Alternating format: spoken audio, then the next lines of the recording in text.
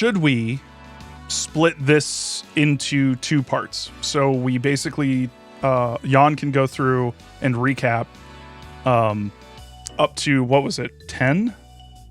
Yeah, 8 through 10. 8 through 10. And then Jan stops and we talk about that section, and then we continue through chapter 11 through the end. We could just do the first half and see, but I think it's most likely that we will need to split. Okay, let's just operate under the assumption that we split, and then we'll just talk about that the sections at the beginning. Everyone. Oh wait, it's all right. There's one person. Oh. What was that? What was that? Speak up. I unmuted you. What? Wait, hold on. What? God damn it! What do you mean by that? Okay, I get it, but everyone else is on board with this other idea. Okay, don't talk over me. Okay, you don't have to take that tone with me. Look, let's just calm down and. Hanyu. Wait, what? Oh, yeah. Look, Hanyu, some of us don't live forever, you know? Hanyu, I have to... I have to drive to school you tomorrow. can't just say that about those people. You've been a very helpful participant in these discussions so far, but I feel like you really need to leave some of your baggage at the door because it's getting really personal. Broccoli time! Or is it cauliflower? Who knows? We'll find out on today's episode of Higurashi Book Club. Hello, everybody. Welcome. I hope everyone's having a great night. I certainly am not, because Higurashi is emotionally devastating. Fuck! We'll find out about that maybe in maybe this episode, maybe next time. We'll see. We are gathered here today. We are gathered here today to accidentally open up After Effects. No, anyway, we are going to talk about Arc 7, Minagoroshi. Now, we already did Arc 7, but we only went up to Chapter 7. Now, we are getting to the real shit, the realest of the real shit, with Chapter 8 up to Chapter 10. And without further ado, I'm just going to go ahead and go through everybody here. Just say hi to Numbers. There. Elise. Hello. Armored Golem. How's it going? Lara, hi.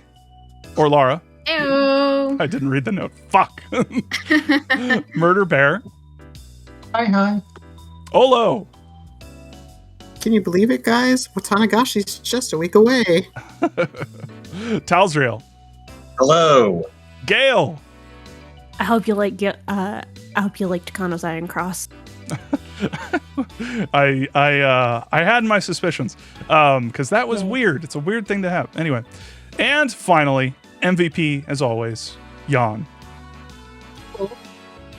Jan is on their phone today, and so it might be a little bit hard. So I'm going to lower down the music a little bit. And Jan, what's that? I'm going to try swapping over to my computer and see if that doesn't. Okay. But Jan has always such an amazing job putting together the notes, recaps for all of the chapters, and we are going to go through them, and Jan is going to do an amazing job going through them, and it's going to be great. And I'm ready. I hope you guys are ready. It's going to be a great time. We're definitely not going to be in a puddle of tears after this. Definitely, when I was reading this, didn't think, I don't know if I am going to be able to hold myself together when talking about this shit. Definitely wasn't trepidatious. The original readers didn't know that this wasn't the last one. It's true. It's I heard that that's true, I should say. I don't know if that's true. I haven't seen that, but everyone tells me that that's the case. So I believe everybody. But yeah, Jan, why don't you go ahead and take it away? Okay, I will do the best I can. If there's any interruptions with my Wi-Fi, I will switch back to my backup, which is my phone, which should be more stable. Okay. Today, we see that Ryukishi is in fact apolitical, and this says nothing about society. We begin with Chapter 8. Satoko returns to school. The club tells her what they've been up to, and that they need to They need her to accept their help so they can tell the truth and they can protect her. Keiichi takes a gentler approach than in the past and doesn't hurt her. He does not yell, he is very gentle. However, Satoko still has an episode when the principal shows up. She hides behind a curtain. She just cannot be convinced that her uncle is not coming to get her. And I just realized before we keep going, we definitely need to do content warnings. You're so right. Yeah, so ones that come to mind for me are child abuse, physical child abuse, definitely depression, and suicide ideation or suicidal thoughts. I think that is in this one, yes. Okay. Can anyone think of any others? I'm trying to... cake fucking. Definitely cake fucking. Anyone think of anything else? No? Not the top of my head, no. Okay. I think that just about covers it. Okay. Sorry about that. Thank you so much for catching that. No worries.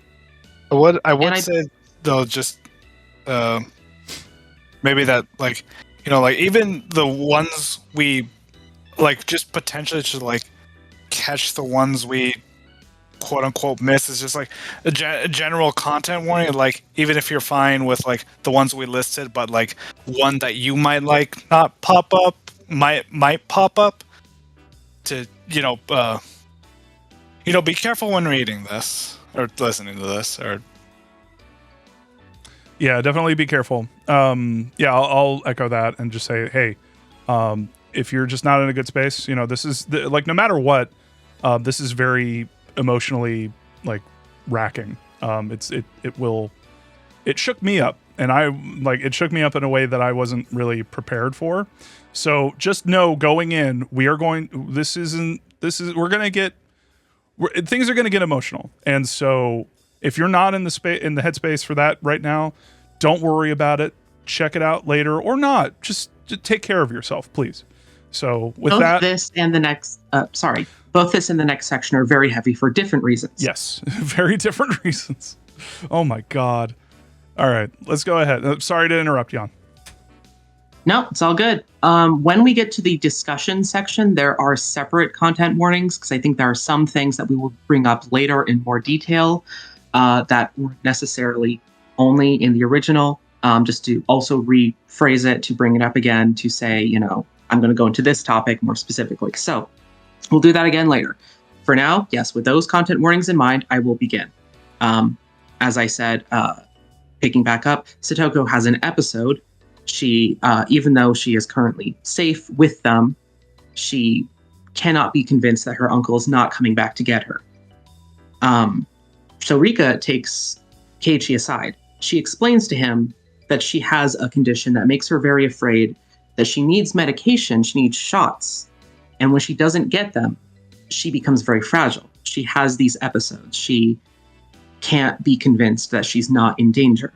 And it's likely that she didn't take her shot that day in the morning. She has to take 2 a day. So, with that in mind, they go to the Child Consultation Center. People feel like it's the return of the dam conflict. There are so many people there. Everyone's super passionate. The crowd has to stay outside, but they're cheering, they're chanting, they're doing whatever they can to support. Keiichi goes inside with EDA and Rika, because EDA is Satoko's doctor and Rika knows Satoko the best. They speak with the chief. The top dude usually does not interact with these cases. They've spoken with him before, but they're going back to speak with him again. We don't actually see the specifics of the conversation. We just kind of get into Rika's head as she is sitting there and thinking. She feels that she should become a participant and not a spectator. She's been viewing these worlds as a stage play. And she has felt that it's better to be quiet and do nothing. It's better not to expect change. That way, if something bad happens, I won't feel pain. She also feels that the miracle won't happen unless everyone works together. This is a recurring thing that's said many times. She wants to try her hardest, and if it still doesn't work, she's going to give up. This is going to be her last world. This, of course, upsets Hanyu. The meeting also didn't go anywhere. Despite them doing everything they can, explaining in direct, clear detail how urgent the situation is, still nothing.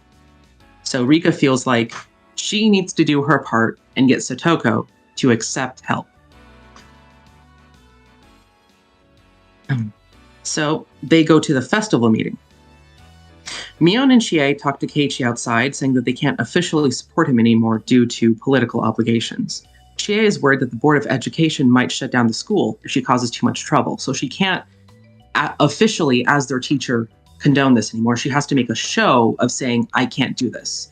Mion, as the successor to the family, has to do the same. Mayor Kimiyoshi actually spoke to her to have her take that official stance. Keiichi is upset, of course. He understands their pain. He says, I get it. You guys must be in absolute agony right now to have to say this. I know that you're good people, but I'm not going to stop. I don't care how difficult it gets for me. I'm not going to stop. He then demands information on why they're being forced to stop. Why won't the village support Satoko? His other friends come, and Shion explains how the village scapegoated the Hojos in order to maintain unity in their protest.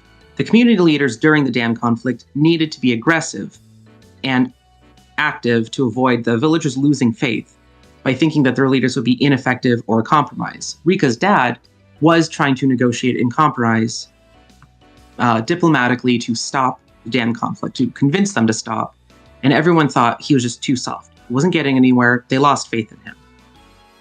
By contrast, Oryo had to take a more active role, be more strict, and make sure that people believed that they could stop it. The Hojos were the only ones that were honest about taking the money, even though many people actually did. They were being paid to evacuate, or rather, they were getting compensation for it. Many people, it's not that they supported the dam, but they felt that they had no other choice, and they just needed to protect themselves. But because the Hojos were the only ones that were honest about it, they were the ones that were chosen to be a target, to unite everyone against them. Just going to the next page of my notes here. He's told that no one actually hates Satoko. No one in the village actually hates her. Ever since her parents died, they've understood that she's innocent, that she's not a bad person, and she's not to blame. But it was the official stance that the Hojos have to be ostracized.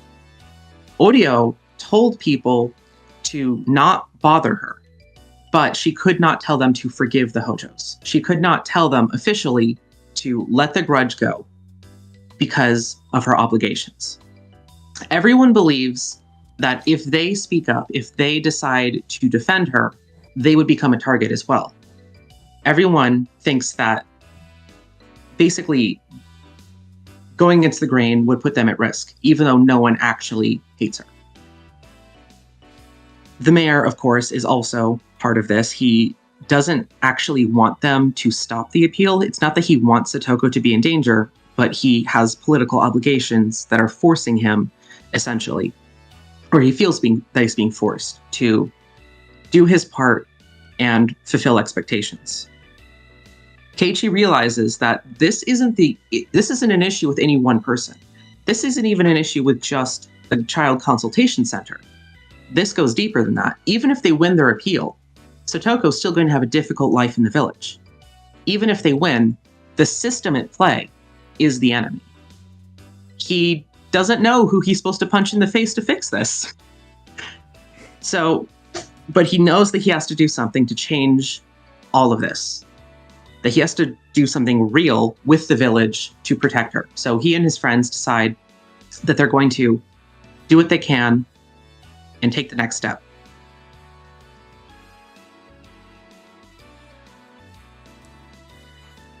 Inside the meeting, they decide to disrupt things by just immediately saying, okay, festival things can wait. I have something to talk about. Keiichi takes the direct and passionate role, while the girls take more indirect roles. They're playing off of each other and social expectations here. They break down how the appeal against the government is in the spirit of the Onigafuchi Guardians and expose the possible corruption within the council by doing backroom deals with politicians to maintain good relations. By framing the fear of upsetting the balance with the government as council being the government's puppet, and resistance to that control as the spirit of the village creed that Mayor Kimiyoshi used to fight for, Keiichi and his friends garner support from the elders. There's a bit of contention, a bit of back and forth. They have to win them over slowly, but eventually people start to go, hey, he's got the right spirit. There is a good bit where an elder smacks Keiichi, so Reina and Keiichi smack him back, and more of his friends get involved to demonstrate if one hits you, two strike back saying. Kimiyoshi eventually agrees with their points and says that the council will support him if he can get the Sonozakis to voice approval. So their next step is to meet with Oryo.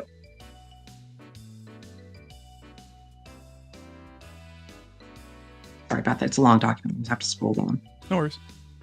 He meets with Oryo, him and all of his allies, his friends, EDA, the mayor as well. They all have an audience with her. The Sonozakis take a neutral position at first, saying that they shouldn't interfere and they should let the center do its job. Keiichi tries to speak respectfully at first and explain that there's no need to discriminate against Satoko. His friends and allies also try to voice support, but they get shut down. As a result, Keiichi declares Oryo his enemy, or rather, the enemy of his friend, which makes her his enemy. And he jumps up to fight. Several Sonozaki people reach for their weapons, so he stops in his tracks. However, just the attempt and his disrespect and speaking back to her makes Oryo so upset that she has to be taken out of the room. She will have a medical issue if she gets any angrier. Keiichi is kicked out of the house, and Mion's like, you should probably never come back here, believe it or not. Keiichi is upset that it didn't seem to go anywhere, but he's then told that Oryo has actually chosen to forgive the Hojos, but they need to agree to the cover story that Keiichi nearly strangled her to death and impressed her with his chivalry. They finally have a reason to be able to give forgiveness. There's finally reasons that people will accept that they can move forward on this. Kimiyoshi contacts his government connections and tells them that the council is now on board with the appeal. However, the chief of the center isn't aware of the power the village holds because he's not from around here. So he wants to dig his heels in. He does not want to change. The kids are then told, because of this, that the center still's not giving in, and it's going to be an even harder fight going forward. In Chapter 10, to go back to the center once more, there's over 150 people there. The chief is a little bit intimidated by the crowds. He wants to get out of there. He says he's got a business meeting to go to. But his workers tell him, no, stay here. You're going to be in trouble if you go down there. Oishi shows up and gives a token display of trying to break up the protest, but he isn't actually trying to stop them. It cuts to the Hojo household. Satoko didn't go to school that day, and for once, she actually was sick. Teppei realizes that if she gets any sicker, it's going to be bad for him. He tries to check on Satoshi's room while she's asleep. She wakes up, she gets right in there, and he hits her, just on instinct.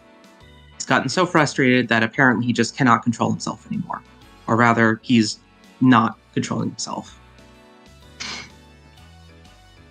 The thing that he's been avoiding is leaving marks on her, because that looks bad for him. That undermines his entire defense.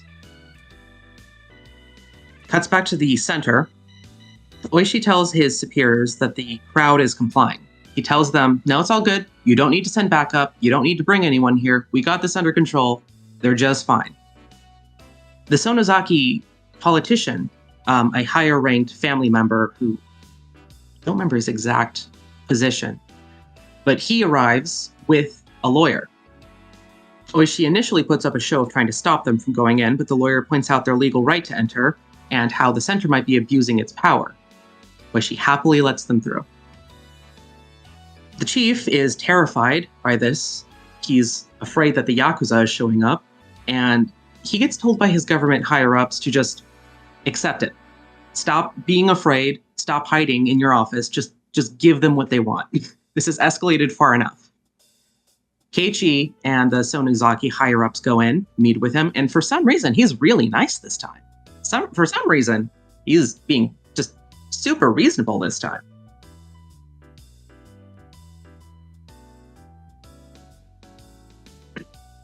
Back at the Hojo household, Teppei gets a call.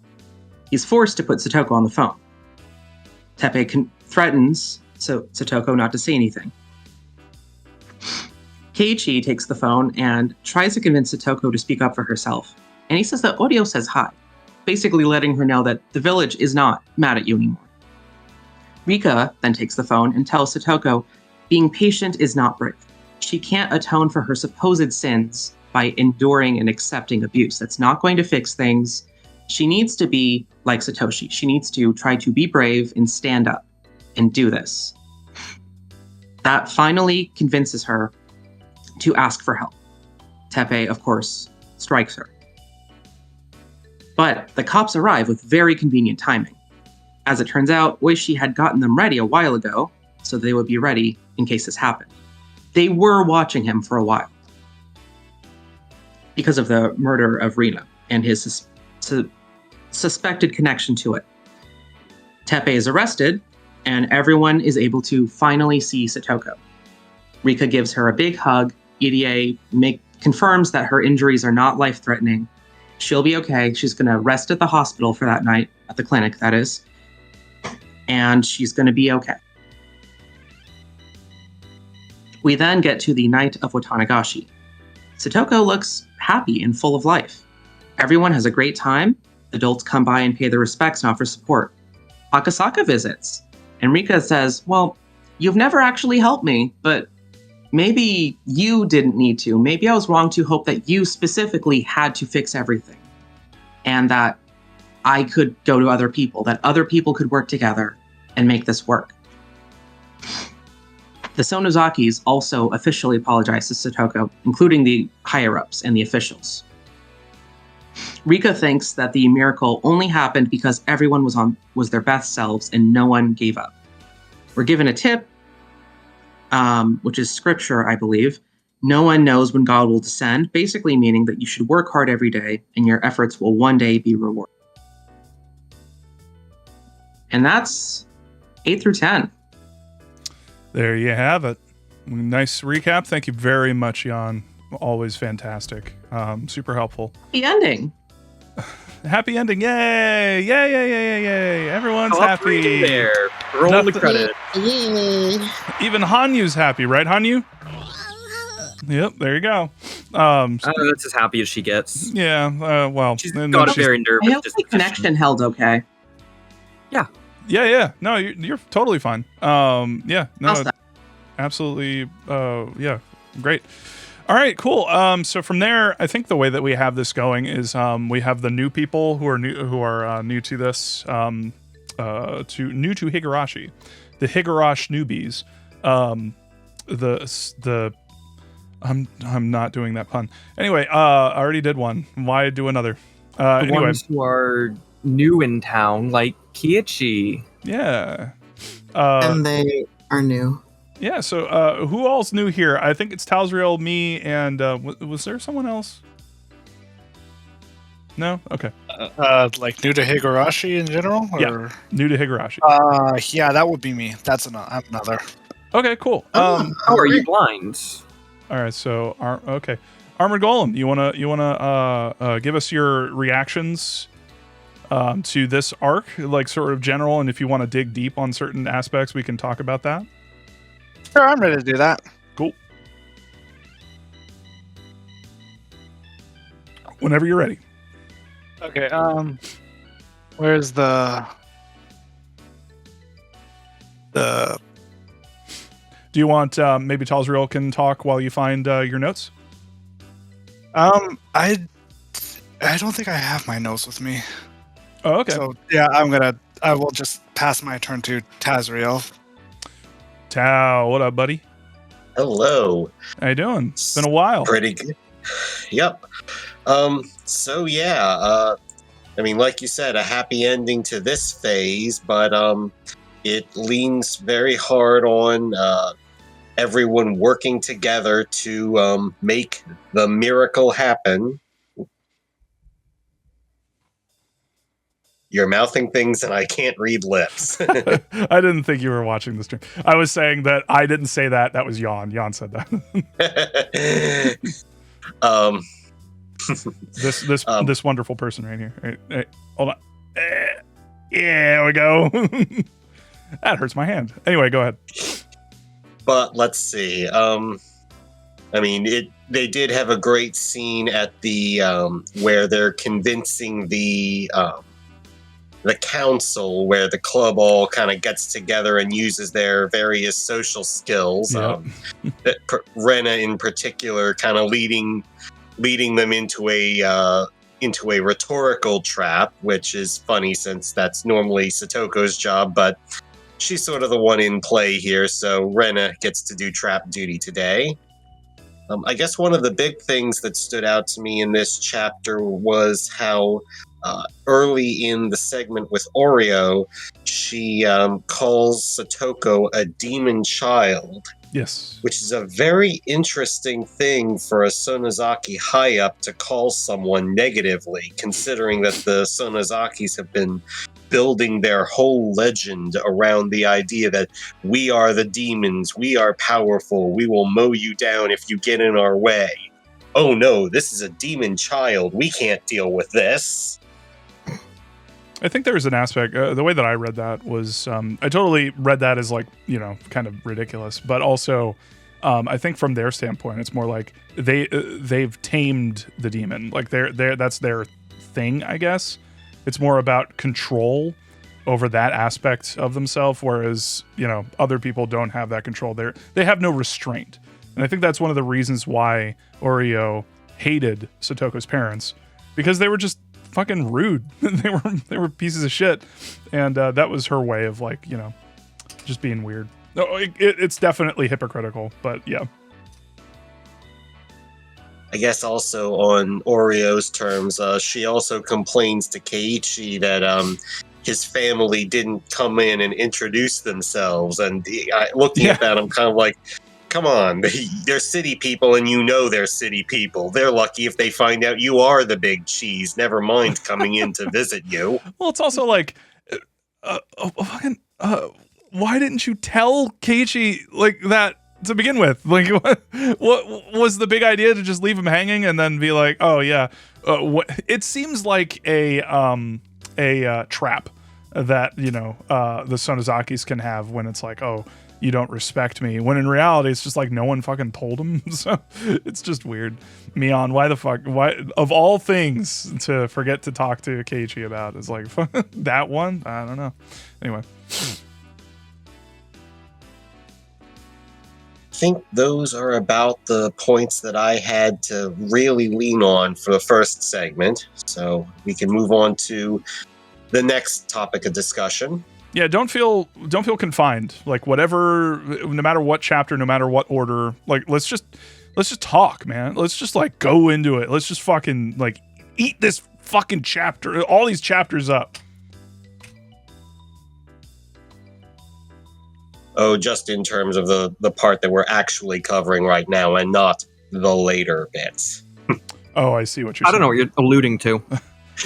I don't know. People are talking about something that happened in the next chapter. I don't know. I don't think it's that big a deal. It's probably nothing. Wait, this arc didn't end at chapter 10? I stopped reading when Satoko got happy.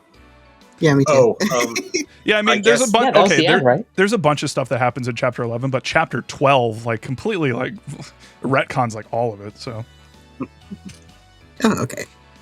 I guess the one thing, other thing I could fill in is that my notes do define that Saburo's Sonozaki probably is the prefectural representative, and he's the guy that went in with Keiichi along with the Sonozaki lawyer for the Thank you. for the consultation center scene. Mm-hmm. Yeah, I picked up on that too. All of my theories dashed in front of me, just shot in the head, like, you know, like the person who did it had no care, no thought, just pure malice. something that I'm sure no one can relate to. That's Anyway, crazy. Who would do that? I don't know. Some terrible, terrible person. Sir. All right, I'm gonna stop alluding to that shit. Talsreal, did you have anything else you wanted to get into, or? I think that's what I've got for now. I'll pipe back up if someone says anything that sparks anything more, but I think I'm ready to pass my turn. All right, passing the baton to Armored Golem. Did you want to talk to? Did you get your thoughts in order? No, not yet. Not really much, because like I said, I am new to Higurashi, so I'm like one of those people that like, how do I say this? Are you gonna say that Arc 7 was your first arc? No, like I'm aware of some of the stuff, but it's just like it has been a while because I remember reading this like back when I was in like high school and all that stuff.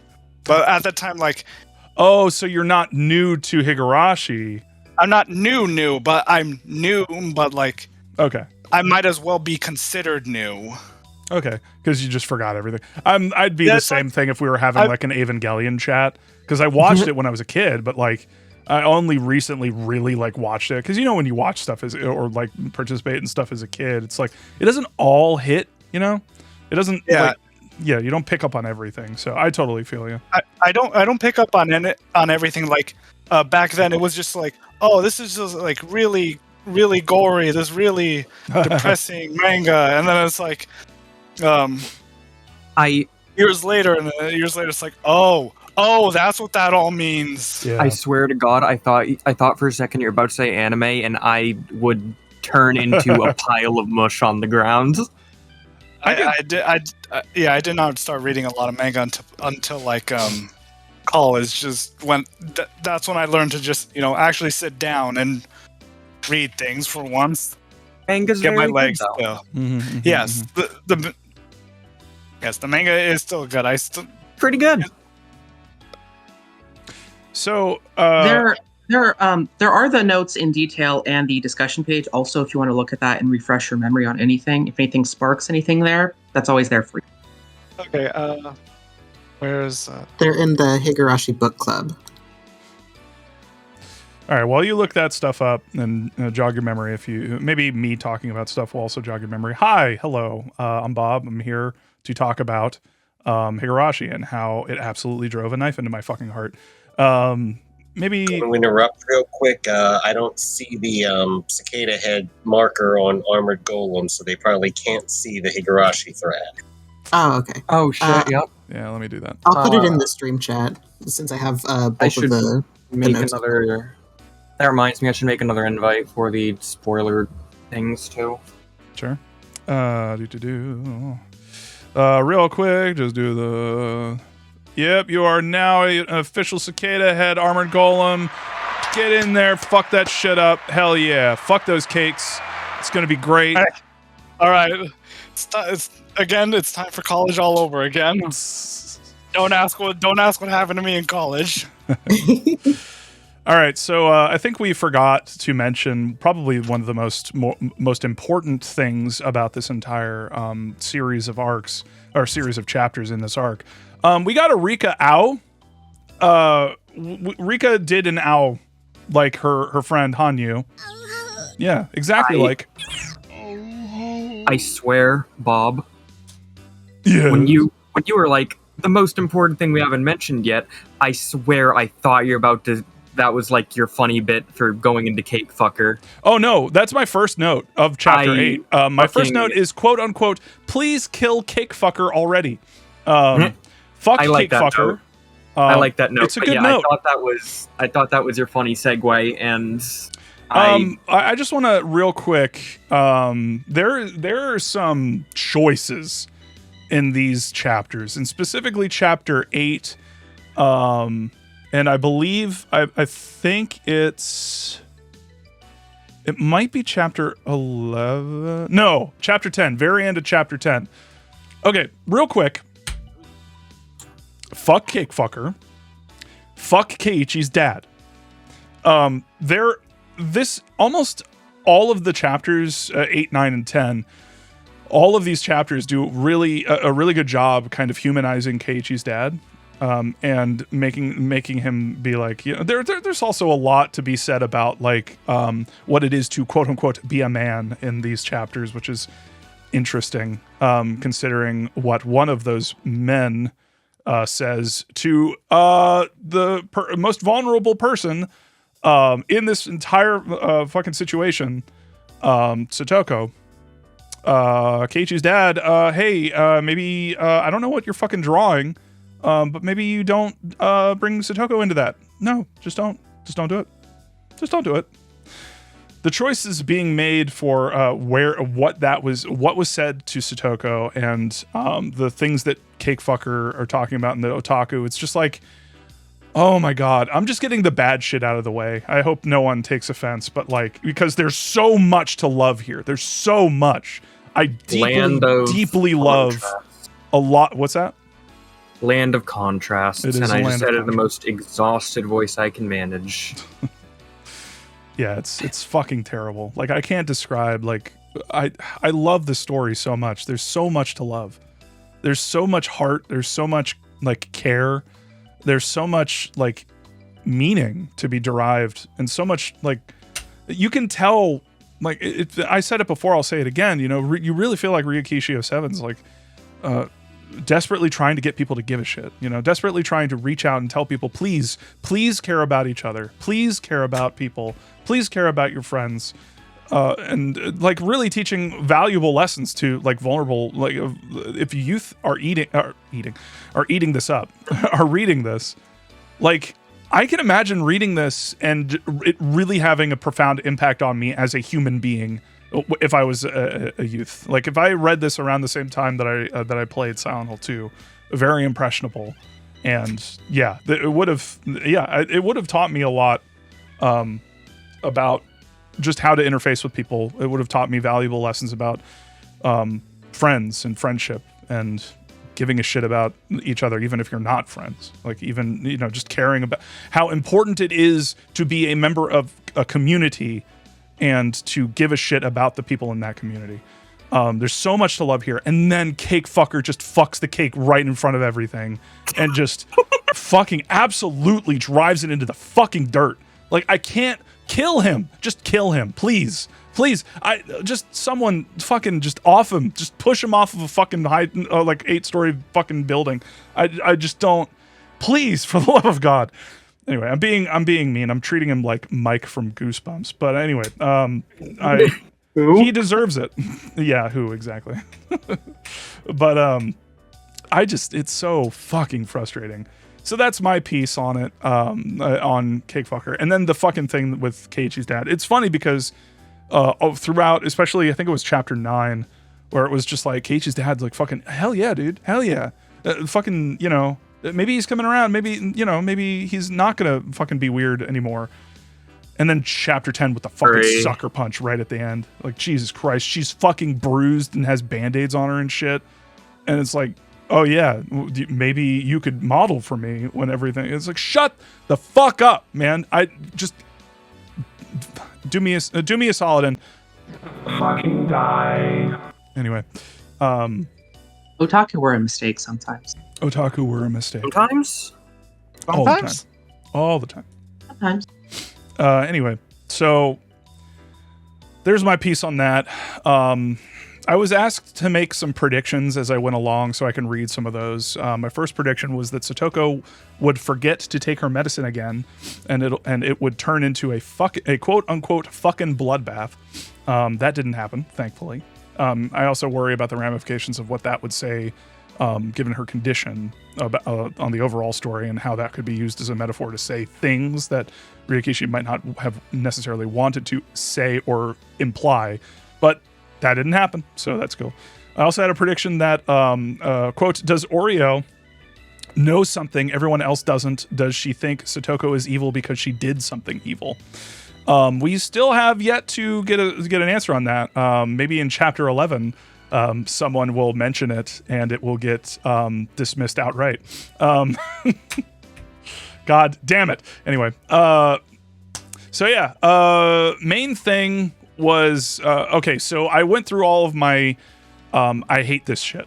Now let's go to some of the positives. Positive, I really like the moment Keiichi and Rena realize what they have to do. They have to throw out the old, what is it called? The mat? The Temmite? The futons. The futons. Yeah. Okay, I thought it was like a something mat. Anyway, so they had to get rid of Tamami? them. The mummy. Tamami. Tamami mat? Tamami. Okay, Tamami. Katami. That's cool. Katami. Tatami. Good. Okay. Tatami. I don't know. Everyone's saying a different word to me. Tatami is like the flooring that would usually go underneath your kind of like bedding. That is a very soft and flexible floor. They have specific sizes, so rooms are shaped around the size of the tatami mats. Interesting. Okay, cool. Yeah, that. So yeah, the thing that was said in the story was, if that's moldy, you can't like treat it. You have to throw it out. You know, it affects all of the other tatami mats. So you just have to throw the one that's bad out. Apolitical. No politics. No, none here. I'm not being political. No way. There is no message Not a whatsoever metaphor. about solidarity No. in this chapter. Absolutely not. You Ryukishi is not a communist. No, absolutely not. This is just a story about how Rikishi- people getting together and working toward a common goal can achieve that goal. Especially in Rikishi- close-knit How is community. that communist? What are we talking about? Your average centrist. Yeah. Absolutely. Higurashi is apolitical. So I love that Like that Metal moment. Gear. Yes, absolutely apolitical like Metal Gear. Okay. Real quick, I'm sorry. I get where Dan was coming from with that. I understand what he was saying. Huh? Because that's not like the thing that Metal Gear is. Like politics is like a tapestry that Kojima plays with. It's not all about politics. It's not about the ideologies. Bob, I'm very sorry if it came off like I was subtweeting someone. I have no idea what you're talking about. Oh, you don't? Oh, you don't know where that... Dan Reichert. Yeah, Dan Reichert Oh, famously said that Metal Gear isn't political. And while I wasn't aware of this. I definitely fucking disagree with that aspect. At the same time, I understand where he's coming from, but he's also kind of a goofball dumbass, so I don't... Whatever. It is what it is. Dan didn't know that pirates steal from people. Yes, exactly. Yes. So it's like... You're talking about using politics as a framing device as opposed to deconstructing the politics themselves, right? Exactly. Politics is an aesthetic, basically. Because especially like Metal Gear Solid 3, you could definitely make a case that it's not an aesthetic. It's something that actually is integrated within the plot, like the actual historical aspects of political ramifications. Those are 1000% like addressed in that story. But in like fucking Metal Gear Solid 2, like like I don't know about that, There's y'all. many things going on in two. Exactly. Like, It'd be come easy on. to- it'd be easy to What? miss the forest for the trees. It was kind of prescient in some ways. Oh yeah. I mean, if you're talking about like I mean, he straight up Kojima predicted 9/11. No, but I'm trying to suppress the urge to go on like a million-hour-long tangent about the politics inherent in Metal Gear Solid 2 specifically, but I'm resisting it. I'm keeping. I'm not. Higurashi Street. We're here I to just- talk about the Higurashi politics Street. of Higurashi. Yeah, well, Yeah, that's which the are- problem, Gail. There are none. God damn it! Oh no! Yeah, There's no Tokyo does bisexual not. vampires in this one either. None. Oh No, damn no, it! absolutely. But I anyway, will say it was interesting when I was reading it and going, oh, this has a lot of similarities to the Sanrizuka struggle, which was another issue heavily rooted in communism and land rights. I need to Look that see. one up. This is the other Communism thing. and land rights. Can we just, Gail? I feel like this has to be like a video, like supplemental reading material for Higurashi. You know, like I need to know, like, because I don't know if all of these things that are that some of the things that are happening in the story are like direct references to things that like happen in the real world. But I would love to know, and if there's anything to read about them, like what people are talking about now, like I need to know. I need to know where these ideas are coming from. Yeah, I keep trying to collect primary documents, but there's literally so much to go through. Like, the biggest thing here is, like, I'm sorry, this is later on. This is not in this block. Do you know what GHQ is when they mention that? No. That is the Japanese term, general headquarters, for MacArthur during American occupation. That is not at all obvious to an American reader. That looks like nonsense. But that is completely connected to the broader, like, American suppression, as well as the imperialist sort of pushback against that, and the whole reason why the Liberal Democratic Party, which here is expressed as Tokyo, exists. It's a lot. Gail, have you ever thought about doing like your own supplemental podcast for like every single like? I'm not kidding. Like, there's so much about this stuff, and it's like, I feel like you need to know that. I feel like this is like required knowledge in order to really truly appreciate the whole of Higurashi. Genuinely, yeah. If you do that, I'm gonna be there. I'm just gonna chime in every 10 minutes, going, "Yep, you're so right." Yeah, wow. You two should totally do that. Be your second just co-host that says, yeah. Absolutely. That's kind of what it feels like I am here. You're the glue, Numbers. You're the glue. I'm the hype. I'm like, dang, you're so right about that. Oh my god. He's not the whatever. Anyway, all right, so moving on. I just really like the quack. I'm sorry. I know. I can tell. It's a good quack. I like that quack. I also love. Wow. Anyway, go ahead. Oh, I was going off on a tangent of my own. It's the same quack that's on another channel that I like. I'm glad. There, it doesn't cost anything, so I just do it every 30 seconds because that's the time minimum. See, I don't have a time gate, so if you had enough points, you could totally stand that. Point gate. Because I love the idea of a bunch of people getting together and spamming it at once, if the occasion arises. Anyway, this is just like Minagoroshi. It's about the powers of collective action. Exactly, which not political. If you think that's political, what's going on with you? That's weird. That's what's more about you than it does Higurashi. What we're saying is that the bobvids podcast is also about communism. Yes. Every episode will be voted on. The topics will be voted on. The whether I speak will be voted on.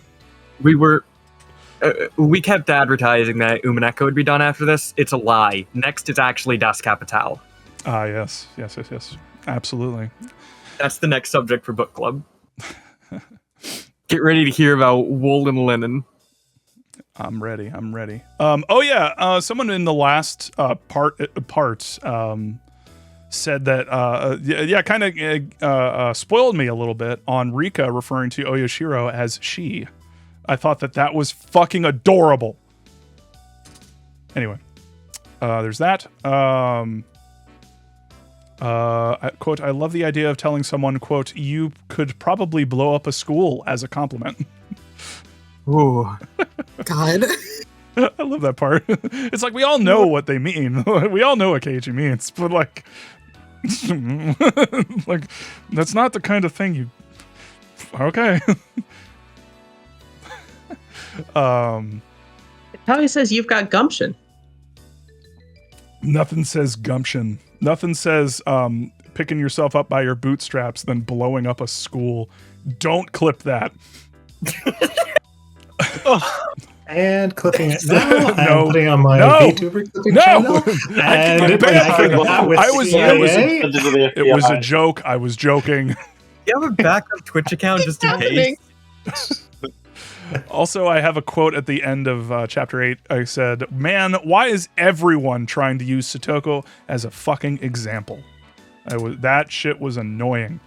Also got that. Sorry, I just remembered, since you mentioned Dan Reichert, there were parts of the early Giant Bombcast where they talked about how people would look up the website and then would get like the police called on them at school or get caught at the airport because this is 2008 and they're just looking up giant bomb on Google and somebody sees them over the shoulder and it's like TSA, hello. Yeah, I remember stories of them. I think it was I forget who. I think maybe it was Jan. Someone was going through the airport and they got pulled to the side because they had like a giant bomb, like carrying bag, and it just said giant bomb on it, and people were like, The best giant my bomb mom in a content. giant labeled bag. Yeah. The best giant bomb content is the game room. I don't know. Nothing stops the game room. Quick look. Yes. I'll link that later. Okay. The 5 stages of grief. I'm always a fan of you and me, Murder Bear. We're together on this one. Shake that. Shake that. Don't shake the baby. And also any of the Mario parties. Mario. My own fucking brother. Anyway. I love that fucking clip. Anyway, back to Higurashi. What's that? Oh yeah, fucking destitute. He was sleeping with a fucking newspaper and you take it from oh my god. Oh Jesus Christ. Yeah, so I've also put a When They Cry giant bomb crossover video in the stream chat. It's for Umineko, but there's no spoilers, like just based on what little I've seen, it's like this doesn't spoil anything. I'm pretty sure the Umineko Giant Bomb ones literally spoil major character sprites and backgrounds. Yeah, that's what I was about to say. I wish as a general rule, since I am definitely going to do Umineko, I am not touching a goddamn thing. I'm not looking anything up on YouTube. I'm not looking anything up on Twitter. I am 1000% fresh. The only thing that I've saw was someone posting a sprite in Higurashi Book Club. And I think that was the same sprite that was on the Steam page for one of the characters. And I'm hoping that's not a spoiler because here's the other thing that I don't think we mentioned it last time. Fucking Hanyu is spoiled in the fucking Steam art on Steam. We hated that. We were screaming when it was pointed out, like, oh, he's not supposed to see that yet. Yeah, I have a lot to complain about with Manga Gamer's Steam release. A lot. I hate the cards. The cards are one thing I really fucking hate. Oh yeah, Jesus Christ. Hi, Imagine the one person I never want to see again is a fucking card. They made Tepe a fucking card. Very cool. Why? There's spoilers in the cards too. Like fucking the one that grinds me the most is Higurashi. One of the cards is Sadako in the bathtub. Like right. What the fuck? Come on. Holy shit, dude. Manga Gamer generally gives off the vibes of like 2000s otaku edgelords, and I don't like them very much. You know, it's extremely 2009 in a way that I do not appreciate. Yep. Yeah, good way to put it. It might be like, you know, I don't know. I'm trying to frame this in a way that I can understand it. Like, I'm thinking of like a company. If someone were to take a property that I really loved, that really deeply affected me and had a profound influence on me, and then just like kind of shat something all over like it. They and made didn't really like understand machines and. And like, you know, gave the property to someone who truly, like, clearly doesn't give a shit about the larger implications. Something like that. Something like, you know, I don't know. I can't put my finger on it, but anyway. Yeah, the guy who looks like Saul Goodman. Now I want to. Now I want. Somebody in Twitch chat mentioned it, and yeah, Manga Gamer primarily localizes porn, and that explains it. There's a place for that and all, but I really don't think that they have the sort of. I don't think they have the touch. They don't have the touch. They don't have the gravitas, or they don't have what Higurashi deserves, and the way that they market around it is really upsetting sometimes. A general problem in the VN space is that there aren't a lot of good publishers, and part of the problem is that like there are really good localizers out there, but they still have to work with a small pool of publishers, and so you got really talented people who are like, God, this is the scummiest company on earth, but like they got the license, so you know, and they got it back in like 2008 or something. They had the license forever. Yeah. They also sorry, just mini rant moment, then we can get back to that. I believe they had the license to some other 07th expansion properties and then didn't bother renewing them, and now it's really hard to get some of those without resorting to YAR. Umineko was like that for a while. Yeah, didn't they distribute Rose Gun Days for a while and then stopped? It was like a year or something, I think. Yeah, and then it just stopped, and now you have to pirate it if you want. Good luck fucking getting a hold of that now. I have it. Congrats. And Higanbana, if you want it, just ask me. I have Higanbana. We should save that one for another discussion. I don't have either of those, and I wish I did. Instead, I just kind of listened to Rose Guns Days music vicariously, and like, dang, there's some bangers in there. Sure wish I knew the context. Yep. All I know about Rose Guns Day is that one of the girls is absolutely the best. That's all that I know. Sorry, we're talking about things that are not tangential. Higurashi. It's my fault. It's my fault. I went on a tangent for Metal Gear. Don't read Higanbana as an interlude between Higurashi and Umineko. Wait until after Umineko. Well, also, that too, but also just go into Higanbana with all the content warnings, all of them. Yeah, that's one in particular that, for very personal reasons, I understand I should not read.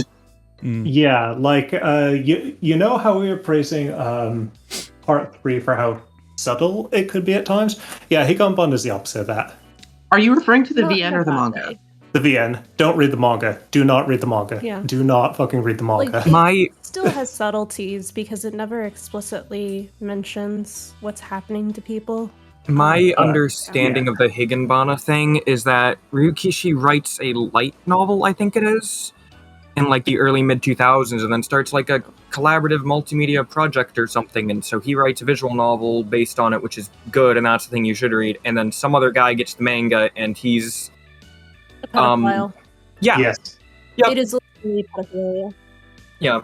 Yeah, but we shouldn't talk too much more about that just stream. Tangents. I'm so sorry. Tangents. We'll need a lot more content warnings. Do you have any other notes, Bob? I'm just reading through them. Yeah, I got. There was a quote that says, "It's no one's fault. Everyone feels like they can't talk to Satoko or defend her." And my note was, "Are you fucking kidding me? It's obviously Granny's fault. What the fuck?" So that's like literally my exact note when I was there. It was like, I think we can blame one person. Like I know, maybe a little. I don't want to point fingers, but it's definitely Oreo's fault. But I have maybe the devil is named Oreo. I'll wait for it later. Sure. That's a really cool thing of you. You could probably blow up a school. You're so cool. Shit yourself on command. Yeah, well, okay. If we're just gonna do nothing but reference the last Goosebumps, I'm so sorry. I'm gonna have to make that a VOD, aren't I? I'm gonna have to make that a VOD, and a fucking 9-hour fucking VOD. Anyway, why wouldn't you? It's high art. It is high art. Also, not much longer than some of the book clubs. No, it's double the length. But anyway, chapter 9. Get down chapter by chapter. Ultimate Trainer. I definitely want to know what that Jesus was for. Jesus. Chapter 9, the beginning. The old dude hitting Keiichi and then everyone getting together to kick his shit in is amazing. That was my note. I especially love, particularly when Rena, when the guy comes over, smacks Keiichi, and then Rena comes over with the art where it's just like, hi, and then smacks the dude, and then he smacks her, and her avatar goes from to just Immediately like, I'm mad at you now. The length of the Goosebumps stream. Oh yeah. Oh, It Ultimate rocked. Trainer. Oh, it was very the fun. best. I wish I could have stayed. It was very Best very night fun. of my life. Everyone in the chat was like, my face hurt after that stream. Yes. It's good shit. I do need to do a Mike supercut, I think, but not tonight because Who's Mike? tonight I've got work to do. Anyway, Mike. What's your work on? Mike. I don't know. I forget. No, what's your work on? What are you doing? Oh, work, like work. Oh, You're not gonna get me to say it. I'm not saying it. I'm not gifting you another game. I'm not making the same mistake twice. second copy of Inscription. If I mess up, I will do that. But I am not saying the medium again. I am not going to do. Huh? Fuck.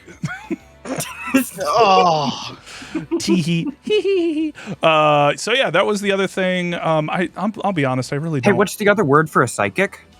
A Seer? Like someone who channels ghosts. Clairvoyant. My mom. Isn't that what Normal. villagers do? I don't know. Cultist. Tans Tara Two and fucking people at once Sophie said Ruby. fraud. Fraud. That's good. That's fucking great. A mentalist, yes. Ultimate Trainer, yes. I like that word. Oh my god. What was the name of the one dude who used to be huge back in the day, and then the South Park made fun Harvey of him? Keller? No. What was his name? Chris Angel? No, not Angel. It was another dude who was famous for doing the cold. It was the Mind Freak one, right? No, not Mind Copperfield? Freak. No. Or not No, not Eric Roberts. Oh my god. too many Hold on. goddamn. John Edwards. Wasn't there like That's like the most generic name ever. I know. That's why it's kind of hard to remember. I have to figure out who this guy is. Yeah. Anyways, but yeah, John Edwards, what a fucking loser. Anyway, so yeah, I'll be real. I don't really remember a lot about this one. Turns out chapter 11 is a lot and kind of overwrites a lot of the stuff in my mind. But yeah, basically the only other thing that I can think of to talk about is in chapter 10. First off, I have to say that what a powerful, like, of all the moments to really get me to tear up, like that was an incredibly fucking just powerful moment when Satoko's friends are like, they called her the child welfare center calls her and is talking to her and basically trying to get her to say, hey, do you need help? And she's being strong, being strong-headed, I guess, and saying, no, I'm good. And especially because Tepe is like right behind her. Like specifically, it's described as, and I'm going to go into, this might be, please, again, trigger warning, child abuse, child, endangerment. And if you don't feel like doing it, don't do it. Take care of yourself. And so yeah, Tepe is described as like basically having her talk on the phone while having his hands on her shoulders and digging into her, and overpowering her, basically showing as a show of force. And I think there was a really good, I think it was a tip earlier on in one of the previous chapters where it specifically says that like all Tepe, the only language Tepe knows is the language of violence, of physical altercation.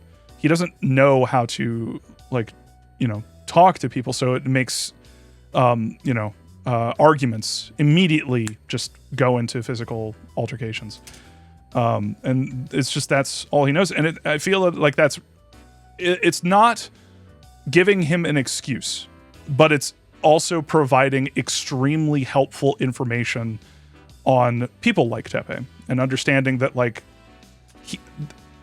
he this is just his natural, this is his baseline, so it's normal for him to do these kinds of things.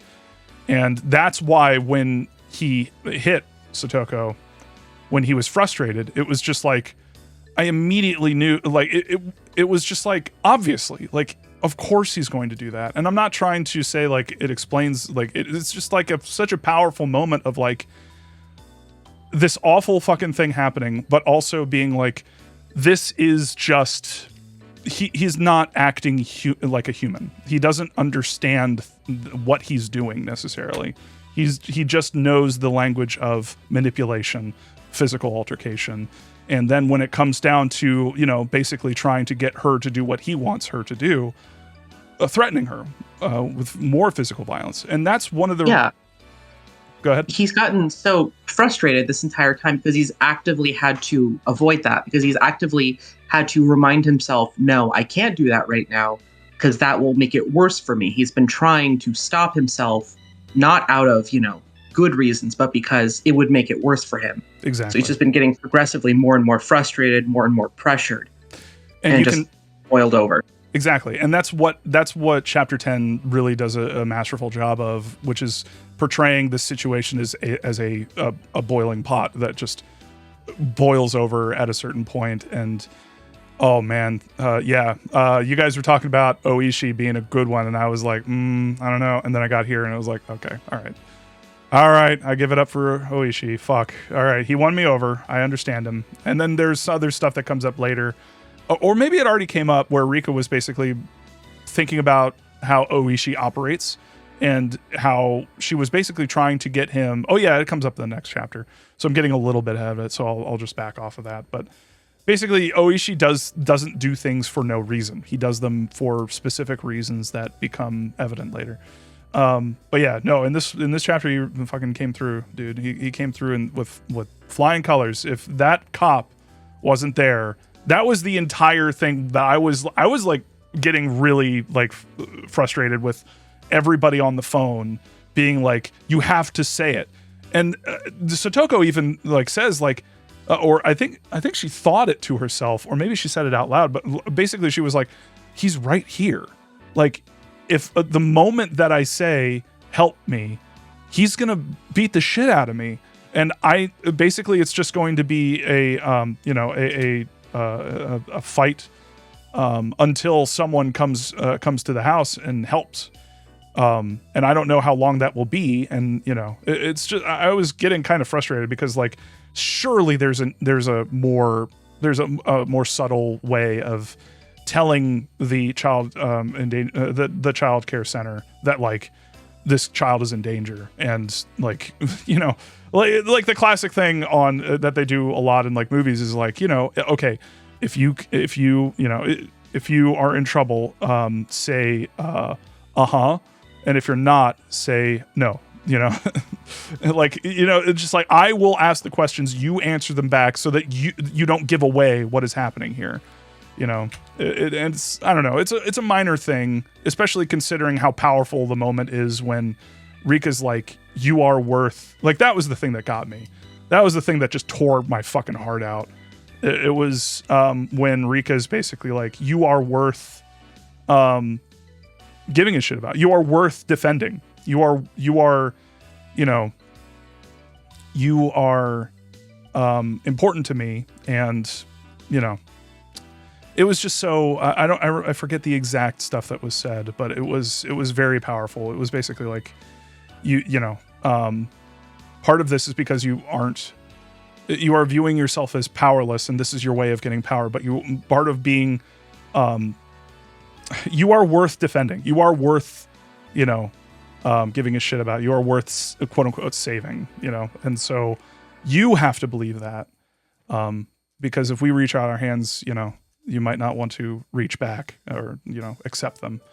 And there was this whole wonderful moment of just her being like, I will be, I will view myself as worth saving, worth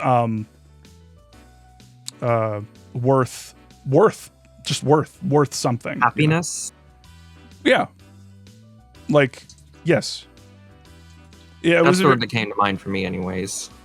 Yeah, it's like there is a specific phrase that comes to my mind that I'm blanking on now, but it was basically like you are like in order to really in order to get better and all that stuff, you have to feel like you're worth it, I guess.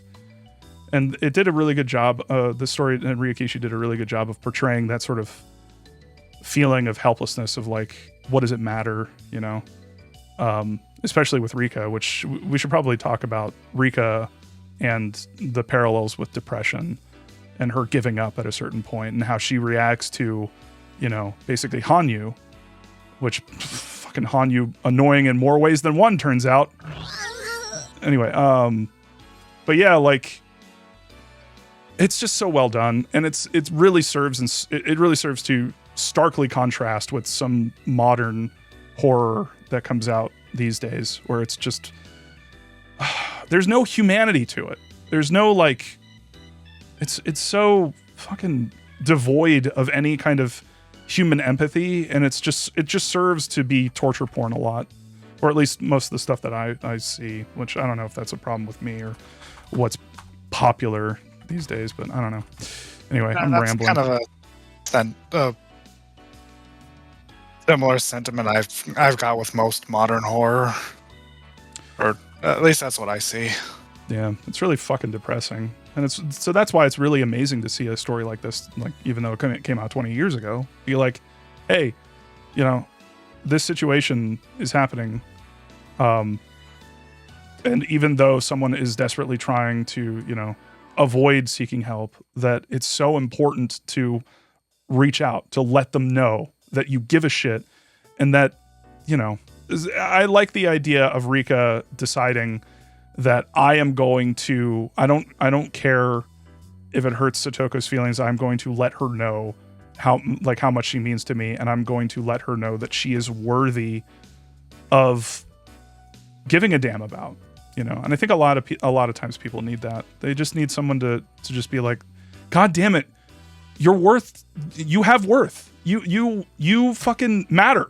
God damn it. Like, everybody fucking matters. Everything that they do matters. Everything that we do matters. And like, it affects everybody. Like, we are all connected, and God damn it. Anyway, so it was really, really nice to see that and see, you know, a good outcome. And I really wish, you know, if there's one time I wish for cops to beat the shit out of someone, it was to beat the shit out of Tepe. But hey, you know, abuse of power, don't want to do that. But at the same time, maybe shove him in the car a little bit aggressively. I'm kidding. They're Oishi's guys. They definitely roughed him up a little. Oh yes, that's true. That's absolutely true. Yes. I'm taking solace in that fact. And at the same time, as she calls for help, that's also the moment that she like the dam breaks and she really starts fighting Tepe himself. Get out of my house. Literally. This house belongs to Nini and me. This house belongs to my family. Right. Which she very clearly defines him as not a member of. Yeah, right. Yeah, puts him outside of that. Yeah, definitely. She physically fights back. Yeah, jumps on him. Yeah. I like to consider the perspective on that house, because at that point you have the bulk of the village down in the city protesting outside of the center. The streets are basically abandoned. Everybody's out there. Everybody's, doing all that. And you've just got a couple of cops just hanging out this house, just watching and waiting. And if anybody were to come out, they just see these cops giving this house the evil eye, just you try it, motherfucker. Just you do one motherfucking move. Right. And everybody in the house is completely oblivious that any of this is happening. Also, I should mention that the stuff about the cops earlier, that was a joke. I didn't mean that seriously, obviously. But I feel like that needs to be said. We can indulge in fiction where sometimes cops rough up people and it's not like a huge problem. Thank you. I just want... We can also indulge I just want Tepe to fall down a flight of stairs. That's all. Yeah. What was that? Numbers? Were you saying? I was about to say something along the lines of we can also indulge in fiction where sometimes a cop does something good. Yes. Exactly. Perfect. I was trying to think of some way of saying ACAB, but whatever. Yeah, ACAB. Yeah. ACAB. Of course, I could just say that includes Oishi, but oh yeah. Well, Oishi, okay, Oishi isn't. Oh, okay, Oishi has some serious problems. Why he thought it would be a good idea to bring these kids into murder investigations, I have no fucking idea. But Okay, he was a real one. He did some good shit this chapter. He was a real one. And this look what time. happened to him. Anyway. I mean, This is not exactly just him, but True. Anyway, getting too far ahead of that. not many people make it out of here. I'll make you a good person. Yeah. Tanstar says, it's also nice that Rika is able to get through to Satoko by bringing up how Satoshi defended her and wouldn't want her to endure the abuse. Yeah, exactly. That's kind of where I was going, but I had a really roundabout. My thoughts are like all over the place. Like I've got stupid fucking, goofy shit like this. And then, there's serious conversations to be had that my brain is just like, anyway. But yeah, like I totally get that because the thing there for me that really stuck out to me was Satoko was being defended, and that to me was like, Satoko, you need to understand that Satoshi was like defending you, aka you are worth defending. Like you have innate worth. Like please understand that you do not need to, you should not have to endure abuse in any way to prove that you have worth. Like that's not, no. It's like the people, yeah. I was just gonna say that it reminded me of a comic I was recently reading called Wildlife, where one of the characters is beating himself up because he's like, it's my fault that I get, it's my fault that I get beat up, I cause trouble, I do all this stuff, like that's why this is happening to me. And another character just goes, do you think you could say or do anything that would make me hit you? And just this moment of shock as he realizes, like, no, absolutely not. And it's like, then why do you think this is justified against you? Yeah. It's also tough because I almost don't even want to get into it, but at the same time, like when you're thinking like that, like I feel like logic doesn't really. It's like logic almost does it. Well, yeah, it's not because, yeah, exactly, and that's why it's really important to understand where people are coming from. And I feel like while this story did a really good job, and I'm really happy with how it turned out, it's also like you have to really meet people who are going through these situations on their own terms and understand what they're going through and why they're going through it, and specifically their thought processes. Which is why I feel like Rika was really, really did a really good job here. Basically, because she's been with her for like been with Satoko for like 100 fucking years. She knows. Yeah, and sorry. And at first, sorry for that sound. She actually not lies to her, but is like, so is this is what you think? This is what you think is happening? That's how you feel about yourself? That's not right, though. Don't agree to that. That thing I just said. It's wrong. The thing I just said was wrong. Yeah. The real thing is, no, don't do that. I feel like I like the way Rika puts it, and I had mixed feelings on this first time I read it, but I like the way Rika puts it, where she says, you haven't grown up as much as I thought, because she's trying to deliver a shock to Satoko's system, shock her out of this thing. So she leads in with that, and it's like, you haven't grown up as much as I thought. It's like, what? And goes on to how you didn't learn what Satoshi was trying to convey, which is that he wanted to protect you, that he wanted you to be safe. Yeah. This also has Gail. Oh, I'm sorry. I just, I also really actually enjoy the way that Rika talks to her there, because it feels like Rika's own self-loathing being projected onto Satoko. They're both very flawed victims, and even though this is an inspirational thing for Satoko to hear from Rika, nonetheless, it's the same thing that she's been blaming herself for failing to do. Patience is not bravery. Exactly. Rika thinks that if I was stronger, if I were better, she's just enduring, and there's a lot of the sense of blaming herself, even though this isn't her fault. Why she's here. Exactly. And that's good. I feel like that coming. Oh, sorry. I feel like a lot when I say that we are connected, I don't mean that it's a one-way street, it's a two-way street, and I think that by helping other people, you may realize some stuff about yourself, and I think that the lessons Rika very learned. much in this That's very much in this arc. That's like the spirit of this arc, I think. Right. Like by, it's almost like, what that, I'm just gonna make a metaphor to communism, and then if we help each other out, we help if we help someone behave person like else, we all help each other out. community, maybe. What communism coming up in this class struggle? Why I never. No. It's what you mean the government is like trying to use their influence to shut down small community organizing? Oh, that was why I never. That was so fucking cool. That was so amazing. I love Rena. Like, Rena just pointing to shit. Rena just pointing thing and saying, "What does that say?" Sorry, I'm dumb. Can you read that to me? Really good part. I love that part. And then everyone playing into. I love everyone playing into Keiichi's his understandable stupidity and just like and then Rena just trying to meet him like down there, and then just get these old people to be like, yeah, you are dumb, little girl, you're so stupid, and then she's like, oh really, what the fuck does that say? And everyone's like, oh my no. It was really cathartic the way that pointing out the hypocrisy actually worked for once, because they actually cared about their image and their history. Yeah. Well, it also I was thinking about this as well, because there's a lot to talk about with Higurashi in terms of feminism and sexism and the way that men make assumptions about women's intelligence. And you have Rena effectively weaponizing that against them, really good at that.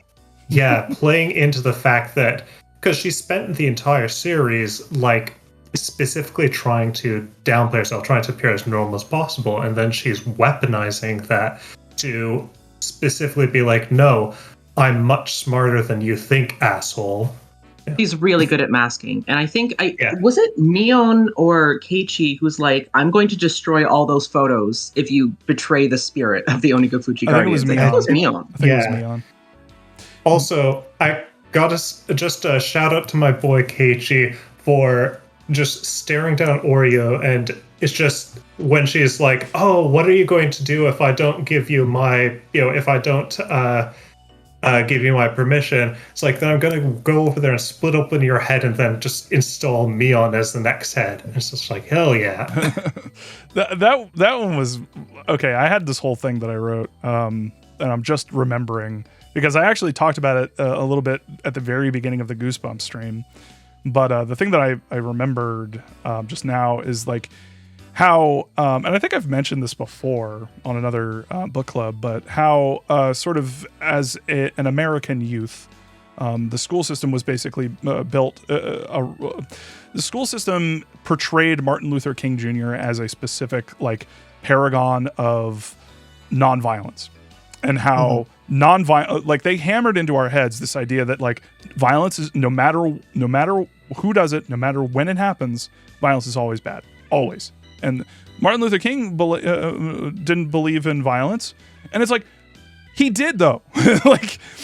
Later in life, he specifically went back on and realized that fighting for equality and it is incredibly difficult when you have one side fighting with one hand tied behind their back, and the other side is breaking all the rules. So how can we possibly fight for equality when the other side just doesn't give a shit about rules or empathy or understanding, and it doesn't want to meet us halfway? At a certain point, you have physical violence is justified because you can't express yourself in any other way because it's going to be shut down or shut out, or you're going to be pushed to the side. At a certain point, you have to fight for yourself and for what you believe in, and all that, and the people that you care about. In this work, Ryuki really tries to emphasize avenue. Jan, you're breaking up. It's breaking up. Yeah, it's breaking up.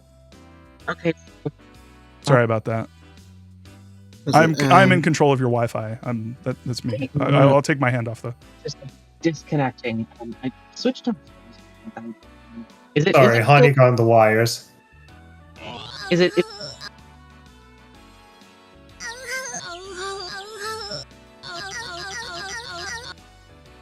Is it breaking too much talk? Just yeah, we can't. It's pretty bad. Yeah, sorry. But yeah, my point is that like it's almost kind of ridiculous because I still have that little kid in my head that's like, no, violence is bad. No, you can't fight. You can't punch an old lady in the face, no matter how much harm she does. You can't like threaten to beat the shit out of her. And there are some aspects of it where it's like, okay, it's kind of ridiculous in this situation where it's like, okay, physical power means, say, or it equates directly to like power in other areas. So that creates a really weird situation where it's like, oh, the strongest is the one who makes the rules. But at the same time, sorry? There we go. I am back. Is it okay now? Yeah, you're good.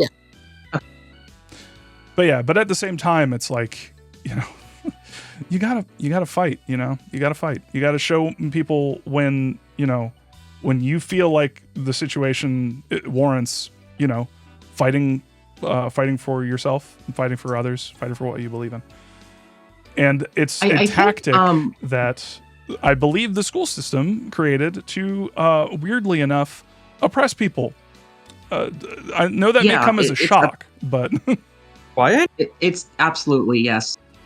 Because it creates a situation where, because you feel like, oh, violence, oh no, can't do violence, and then you see people like fighting for their rights, suddenly you feel like, oh, well, one thing, I'm not going to fight against any oppression of on me, because that's fighting back against, you know, the upper class, and that's just not done. You know how the upper class feel about you know, people rallying against them. They're not very cool with that. So this creates a situation when you believe that nonviolence is good, where, you know, why wouldn't you think it's bad? Why would you wouldn't punch Jeff Bezos in the face? Why would you do that? But then you also have a situation where that's illegal. Yeah. I mean, no. Personally speaking, if I was in punching distance, I also wouldn't punch him, but that... Now, if I'm in kicking distance, that's another story. Look, if I'm in pie throwing distance, oh, I can't exactly finish this thought on Twitch, but yeah, exactly. The thought occurs to me. I think if I was in the range of Jeff Bezos, redacted in Minecraft. What I was trying to say earlier. What I was trying to say earlier was that I think in this arc, Ryukishi's not trying to be like necessarily being like, you can't do these outside of the thing, like outside of the law's methods to get change, but more like you have to be realistic about what that would be like. Going out by yourself, doing this one thing, what would that do to you, to your friends, to your community, versus rallying your community as a whole around this as a shared method of survival, of saying we are together in on this, doing your best with the methods given to you, but also being like, look, I get it. You can't just make it better by following the process. They're going to dig their heels in. They're not going to follow their own rules because they don't want to. They don't, even if it's their job, they have egos. They have obligations to images. They're not going to just easily do this. You have to really kind of go out of your way and find out of the box solutions if you want to do this, even like supposed non-violent method. And I think one thing in particular that they mentioned was that like they need permits to protest. Yeah. They need permission to protest there. Yeah. Yeah, and that's the other thing that I don't necessarily, I don't know how to take it because a lot of the reason why this situation turned out for the better is because of the Sonozakis having installed someone, on their behalf. And there's, you could go with the corruption angle, but I don't really know about like, the thought occurs to me, I don't know jack shit about the Yakuza. I don't know, like, if this isn't actually like the Yakuza, or if this is maybe just like representatives of the community who are maybe a little bit more, strong army when it comes to their, making sure that the people in their district are taken care of. Like the big thing to keep in mind is the only person that's actually in the Yakuza is Mion's dad. Right. The rest of the Sonozakis are not Yakuza. Okay, that I get that. I guess I just didn't realize that the representatives weren't in the Yakuza. I think they bank on the image, though. Right. Yeah. Okay. Families All right. credit for things they have done. True. I guess that's why it got confused in my head. No, that's one of the things that I was thinking about with Oreo, which is kind of an interesting thing, is that like when you boil it down, she is just the wealthiest landowner in a very poor region, and she just has, and this is part of the reason why she can't just immediately go like, oh yeah, I forgive those. Just she has to bank on the image of being the scariest, meanest motherfucker possible, and there's a lot of patriarchal concepts that could be read into that I don't want to go super deep into a tangent, but basically, yeah, like she has to project the image of being this, like Yakuza leader. Right. And even though, like, at the end of the day, she is just an old woman from an old clan in an old village that got rich on the post-war era. Right.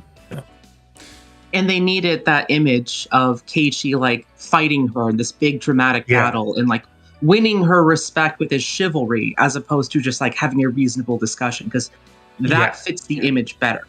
Right. Yeah. Because if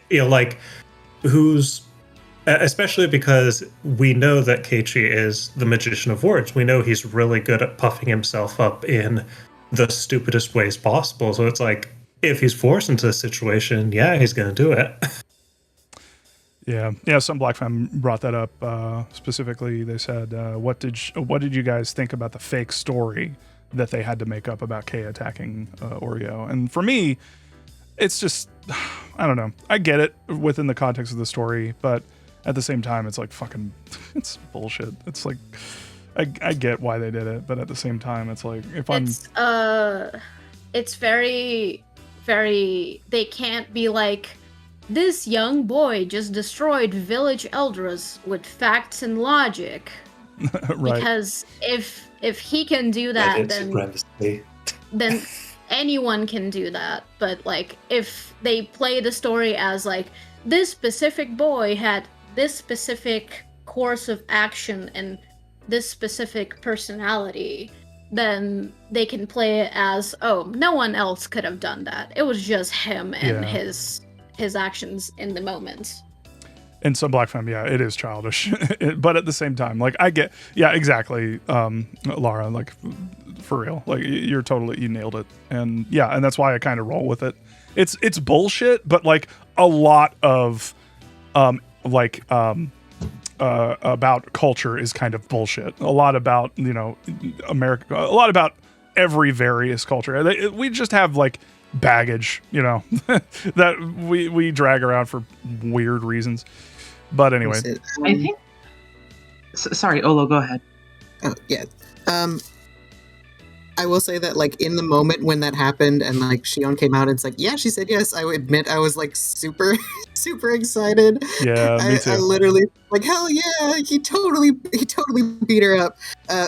But I'm distinctly remembering this book I read about like a guy, this is like a guy in China, so like they're not the same culture, but I know that there's like overlap and stuff. That he said when he was dealing at least with Chinese business, one of the biggest, like the most important things was the concept of like saving face. So it's like a thing of like,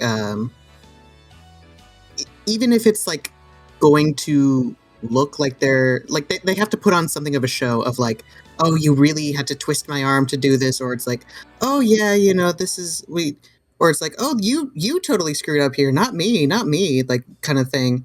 And then it's like, and then after like the whole play, for lack of a better word, is finished, then it can be like later on someone is like, okay, so here's what we're really gonna do, kind of thing. So I wouldn't be surprised. In this part. Yeah, I wouldn't be surprised if there's overlap, especially with like some older, like the older Japanese generation of like the concept of saving face, and that it's like it's very much just like it's so ingrained that it is a cultural thing of like, you don't, it's just a thing that you have to keep in mind. It's like the most important thing, at least in certain contexts, where it's like, you will even like just disregard some possible business opportunities because it would look bad for you. So it's like, it's just not what you do. It actually reminds me, sorry to go off on this tangent, but I was thinking about it the entire time, like chapter 9 and chapter 10 we're going over.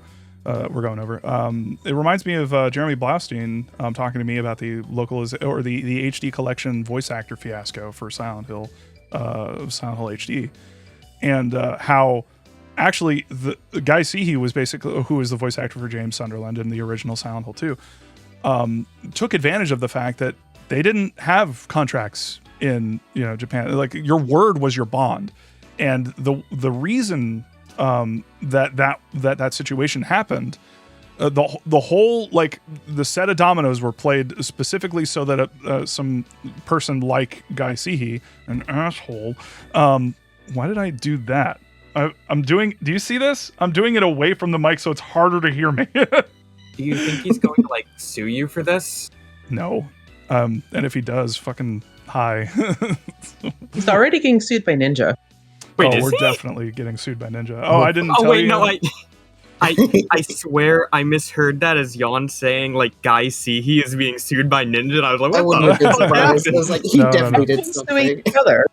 But the point that I'm trying to get to is that the reason why the set of dominoes were set up specifically so that a guy like Guy Seehee could take advantage of the situation is because of how Japanese culture kind of viewed your word as your bond, and you wouldn't go against that because what you're actually doing is setting fire to all of your connections. Because once you go against what you said that you would do and that gets out, like, you're done. Like, you can't do business anymore because nobody trusts you.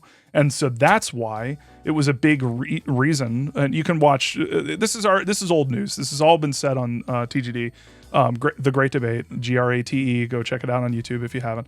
It's all covered with Jeremy Blastein's interview. It's really, really interesting and really gives, it's eye-opening for Japanese culture, specifically back in the 2000s, the early 2000s, when Silent Hill 2 was being made. But yeah, this idea that contracts weren't a thing because your word was your bond.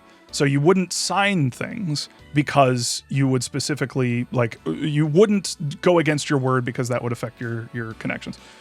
And that's why he was able to take advantage of that, because in America, if you don't have a contract, there's no evidence of what happened back then.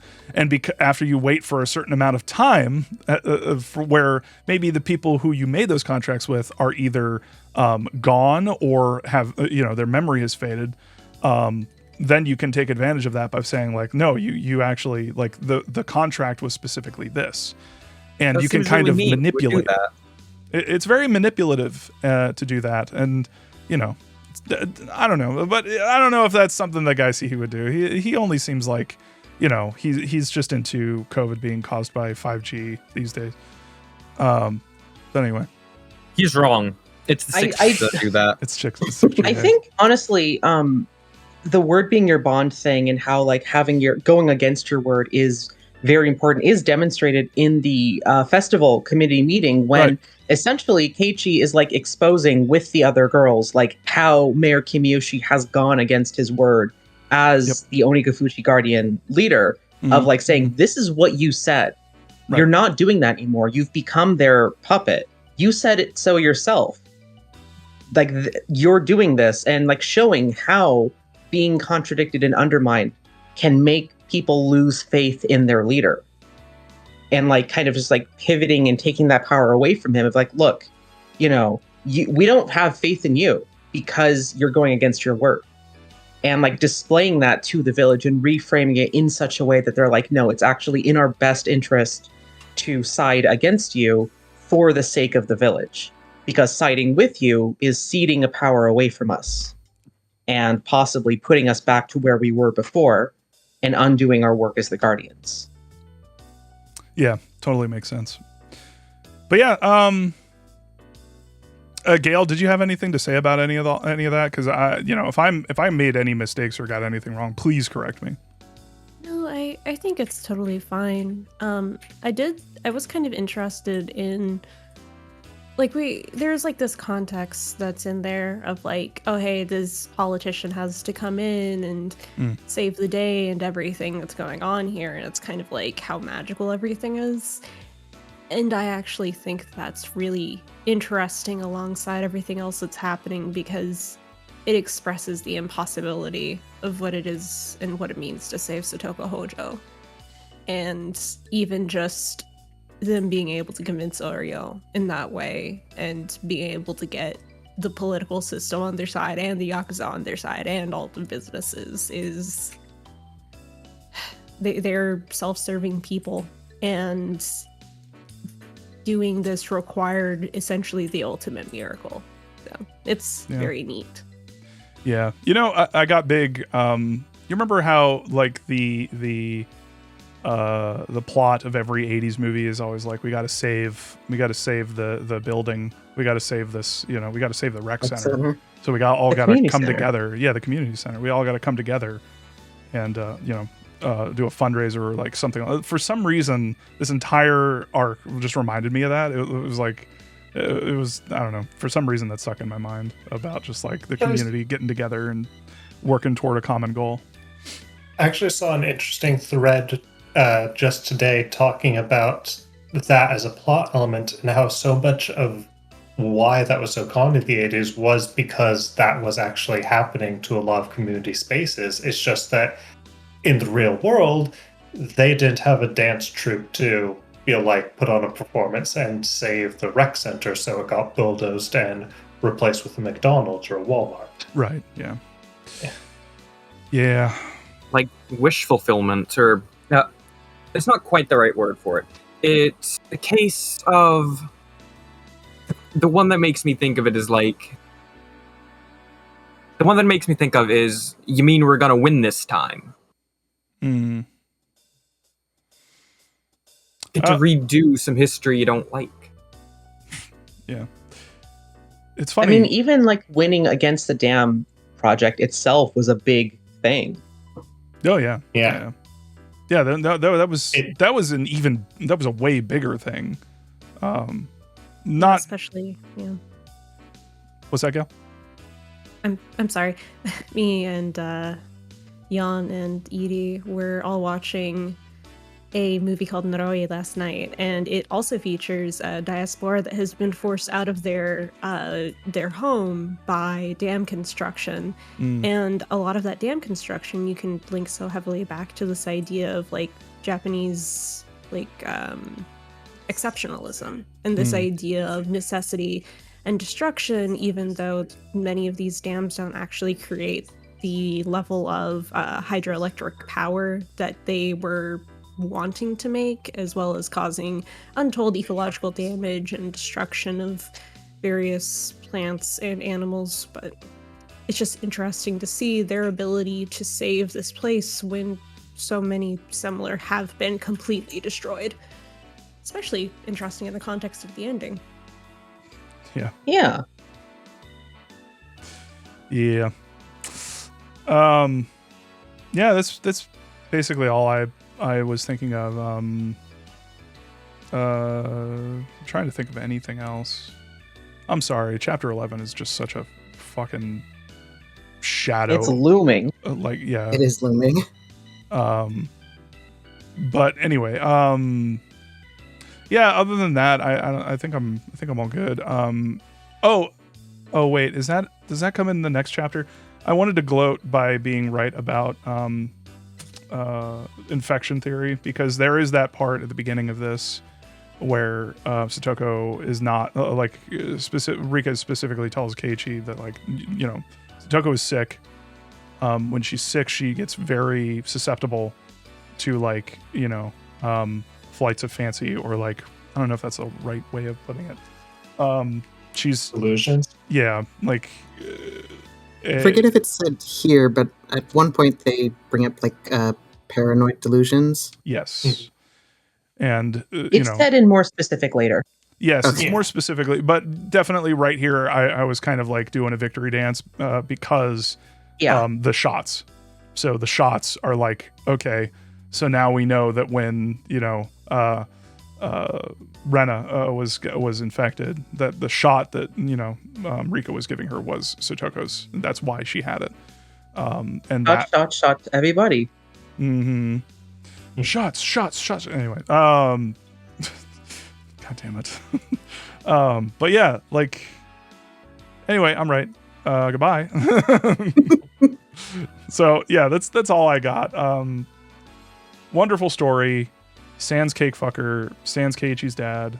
I guess if we wanted to talk a little bit more, I'd like to get other people's thoughts on specific things that they were thinking, even vets, Does anyone have anything?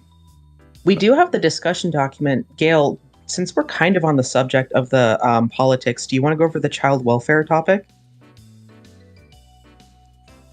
Yes. Give me 2 seconds. I'm sorry, Gail. It's complicated. My whole brain is full. Gail is going to die when we get to chat part 8. Oh, really? Already dying over Yes. over the final 2 chapters of this. Yeah, definitely. I could see you losing your mind at the very end of chapter 11.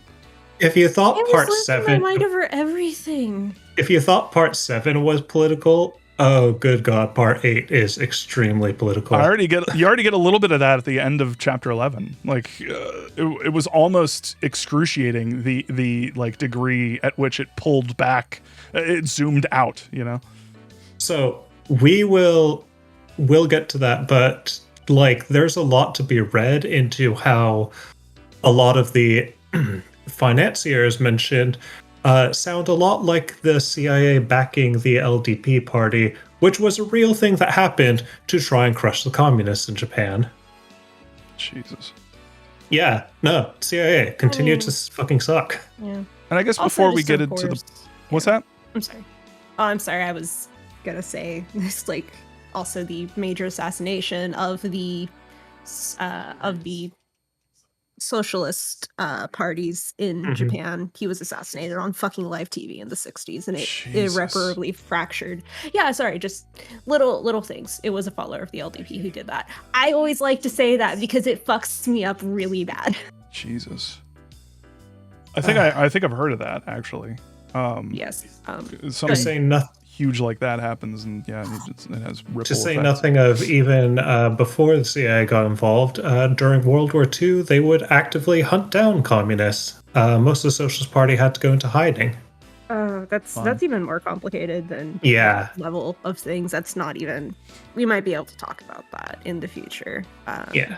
Either between here or Umineko at some point, but we can talk a little bit about the child welfare thing. I made a couple of notes here about it that I think is really interesting because I already kind of mentioned, like, this is a miracle, but this is a miracle that is literally an impossibility expressing the desperation of Ryukishi, wherein he can't help kids like this in real distress. Oishi explicitly states that police are actively useless in situations like this. They can only respond after an explicit crime has happened, and the vast majority of the crime that has to be physical abuse. However, even then, there's a lot of, I think like up to the 2000s, the Minister of Welfare actively said that like kids hitting their parents is an abuse, so it doesn't qualify.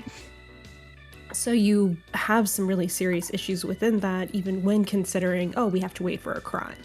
Let alone the fact that even in the 1990s, the recognition and acknowledgement of physical and sexual crimes against children was very low, and even the adoption of accepting emotional abuse as a proper form of abuse was still very slow to come in. Within this, of course, you can also see, like, there were very low amounts of welfare officers in the 1990s. There were less in the 1980s.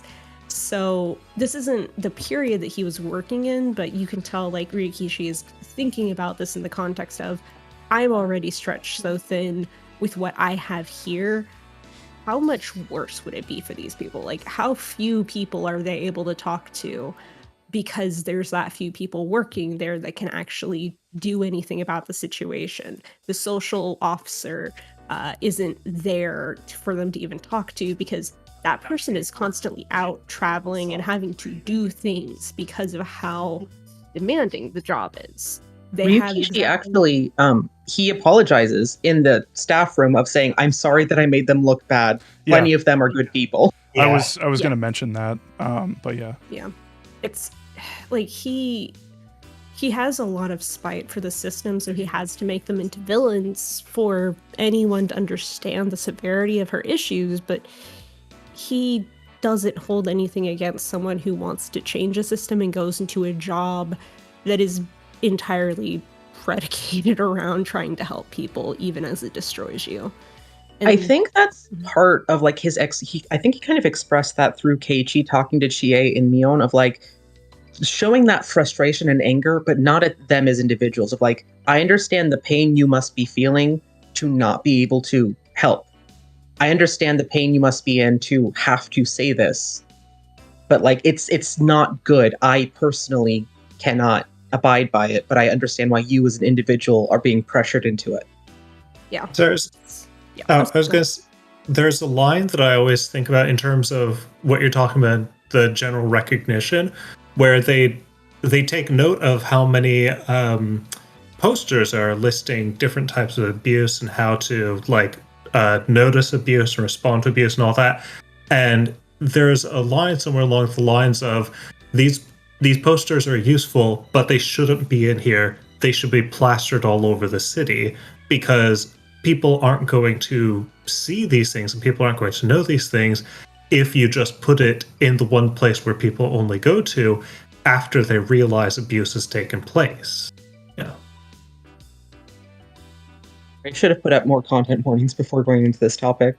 Yeah, it's a very in-depth consideration, and the other thing that's really interesting to me is like Rika is coming into this place as someone that everyone thinks is fine. Everyone thinks she's normal, even as her sleep paralysis demon is swathing her in her sleeves. It is literally like a cloud coming out around her, consuming any hope that she might have. She does not believe in the system because it hasn't just failed Satoko, it has failed her for 100 years.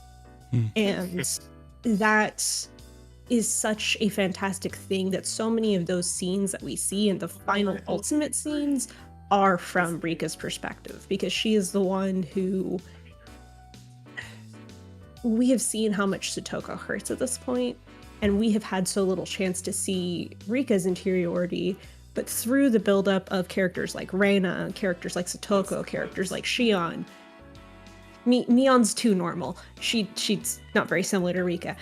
But through those three girls primarily, you see the struggles of Rika herself. Like, Rika is this person who has been defined by other people. She's been hiding in the background, and it is only now that everything is interconnected, and the reason why we can see the humanity of these three girls is why we can understand Rika is this core of this story, because she embodies every single one of those people. But yeah, that's probably what I would want to say about it. If someone else wants to chime in about that aspect, please do.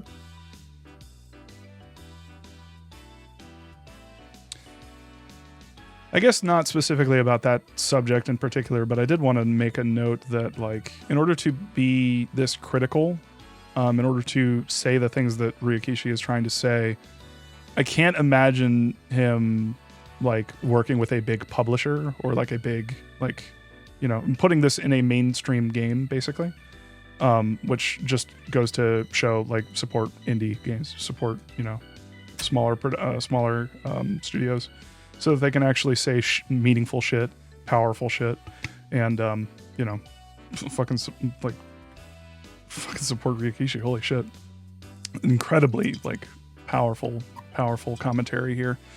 Like, I can't imagine like this kind of like message being in a game that, like, you know, like, I don't know if what I'm saying makes any fucking sense, but basically, like, you know, criticism like this, very direct very very critical components of the story like this, I can't imagine them flying in like a bigger. I imagine that a lot of these elements would have gotten squashed if this were like, say, a Netflix show, or like, say, a game from Capcom or something. I don't know if I'm just rambling or something, but at the same time, like, fucking, I feel like this is something that's going to get better over time as more tools go out to people who want to make games. That smaller productions are going to pop up that are going to be very directed and critical of aspects of society. And I think that that's fucking awesome and should be nurtured. Anyway, that's me. Yeah, I was actually going to say, like, Ryukishi has done a lot of commercial work in terms of different novels, and they are all, like, much more generic. Like, you can still see a lot of these ideas and feelings that he's trying to express otherwise, but like, there's one called Iwahime, which I can see a lot of the same sort of like intonations as Higurashi, but it has to be more of like a straightforward, trying to date these girls things. And he is trying to subvert that, but it has to be made for a primarily like audience that's looking for like anime games and whatnot. Like, it says a lot about people where you have to kind of trick them into having empathy for people of different genders. Jesus fucking Christ, guys. That's, oh my god. Anyway. But yeah. Well, on that note. Yeah, does anyone else have anything to say about any of these chapters, chapter 8, 9, 10?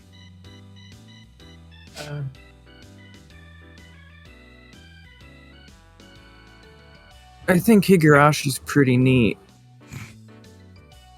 I think I've said that every time. To be like, this neat little indie game. Neat little indie game. You should try it.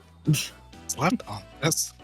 I feel like I have some thoughts, but I feel like part of them cross over into the next chapter. Yeah, that's the reason. Yeah, that's why I have. Yeah, part of them cross over into the last chapter or the next chapter, and part of them are from the previous part, so it's a lot. Yeah, it's a lot.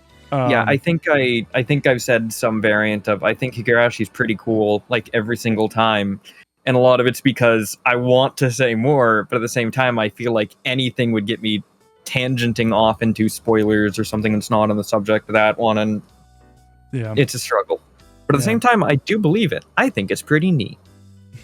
I will say, someone asked earlier when I teared up, and it was when Satoko hugs Rika, like when she gets out of the house and then they embrace, and it's just fuck. How can you not have an emotional reaction to that? Like, immense love between these girls. They're very good. Love them very much. Yeah. It's a good bunch of girls in this. And Keiichi, I don't know, whatever. And a good dog boy. A good dog boy. He has dog brain. Yeah, he's got that clinical dog brain. Dog. I do think they utilized those gender roles well in that committee meeting. Again, I just keep going back to that in my head. It was so fucking cathartic. It was a great scene. Like, that was a really powerful using scene. Those old men's perceptions of them and their roles within the community to effect. Like, he was really playing up him being like kind of an ignorant outsider, kind of that believes in the spirit of the village, and being like, they act like they're saying like he's rude and disrespectful, but I like his energy. Yeah, because he's saying exactly what they used to be. They used to be Keiichi. They used to be the people standing up for what they believe in, but something happened. Also, I think I've said some variant of this before, but I have to give props to Keiichi that like a lot of these characters have a lot of baggage around Sadako that sometimes comes across as either them projecting their own issues onto her, or like implicitly or explicitly blaming her for her circumstances. And I love that Keiichi is never like that. Even when he learns that, she cried wolf, he's just like, god damn it. But that was then and this is now. Why won't you help her now? And he is just consistently like, just fucking do something. She's a little girl. Just save her. What the fuck's wrong with all of you? Yeah. I think that is, again, like him, Ryukishi, I've said this before, really trying to use Keiichi as a bridge between the assumed, male reader or just the general audience of being like, you should be like him. Be in his headspace. Maybe you don't know them as a person. Maybe you haven't grown up with them, but they're a person and you should care about them. Care about them the way he does. Please. It's just that message gets fucking muddled when you bring in the fucking otaku and cake fucker. Yes, yes, it does. It's just like, I'm so glad that he died on his way back to his home planet. I'm so glad he fucked his last cake and got an infection. I'm so glad somebody put a bear trap in that cake. Talk about cathartic. Taking a bite of cake and then just. Angel Mort's newest invention, vagina dentata.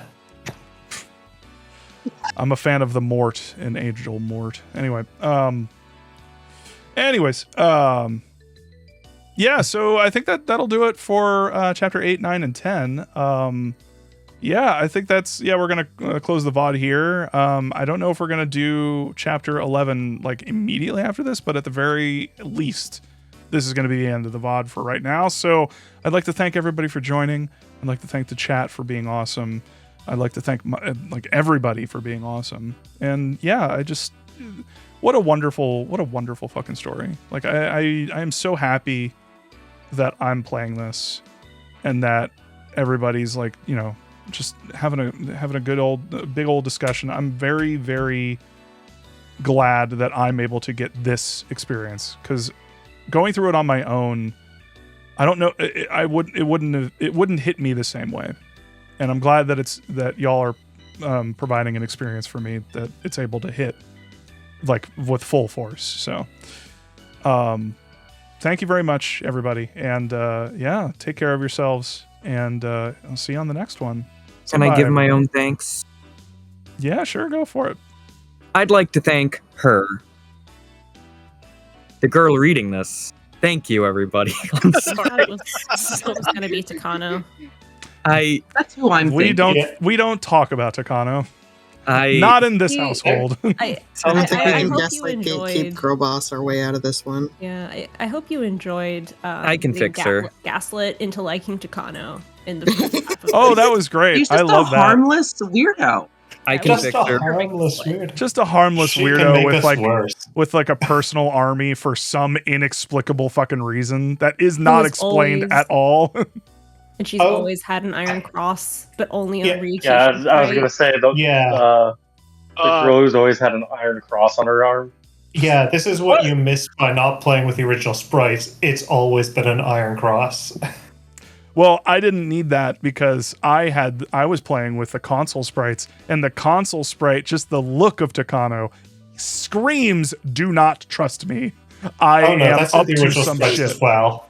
That's for the original sprites as well. For me, it's always been it's either Oishi, Takano, or some combination of those two.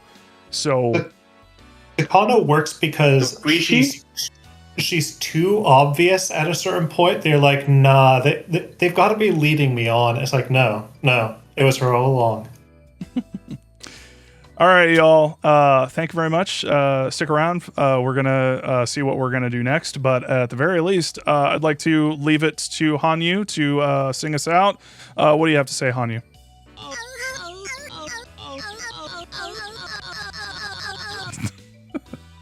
Such a way with words. Record. Is this Cruelty Squad? Keeps hammering the same points home over and over again. We get it. Oh, that's beautiful. Is this fireflies? All right, I want to see what happens when I do this. Oh! Demon summoning ritual. Oh God! All right, bye. Legit jump scare.